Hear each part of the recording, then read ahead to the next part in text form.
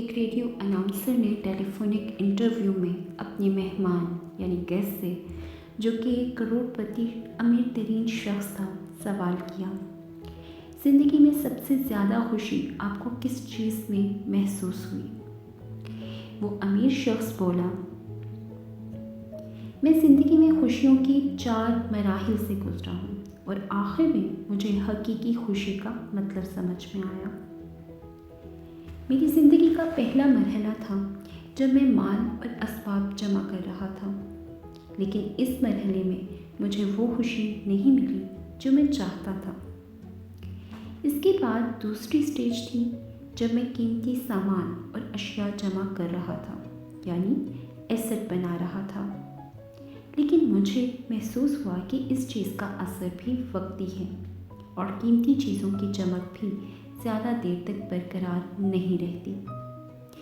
اس کے بعد تیسرا مرحلہ آیا جب میں بڑے بڑے پروجیکٹس حاصل کرنے لگا، جیسے فٹ بال ٹیم خریدنا، لیکن یہاں پر بھی مجھے وہ خوشی نہیں ملی جس کا میں تصور کرتا تھا۔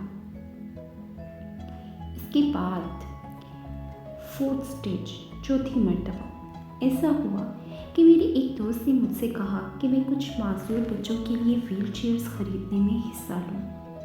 دوست کی بات پر میں نے فوراً ویل چیئرز خرید کر دے دیں، لیکن میرے دوست کا اصرار تھا کہ میں اس کے ساتھ جا کر اپنے ہاتھ سے وہ ویل چیئرز ان بچوں کے حوالے کروں۔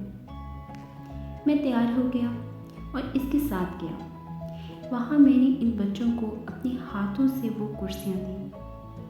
میں نے ان بچوں کے چہروں پر عجیب خوشی کی چمک دیکھی۔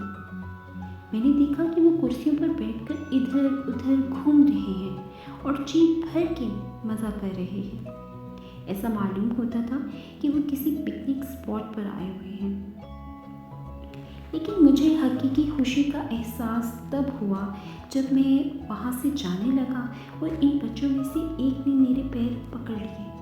میں نے نرمی کے ساتھ اپنے پیر چھڑوانے کی کوشش کی، لیکن وہ بچہ میرے چہرے کی طرف بغور دیکھتا ہوا میرے پیروں کو مضبوطی سے پکڑے رہا۔ میں نے جھک کر اس بچے سے پوچھا، کیا آپ کو کچھ اور چاہیے؟ اس بچے نے جو جواب دیا، اس نے نہ صرف مجھے حقیقی خوشی سے روشناس کروا دیا، بلکہ میری پوری زندگی کو بدل کر رکھ دیا۔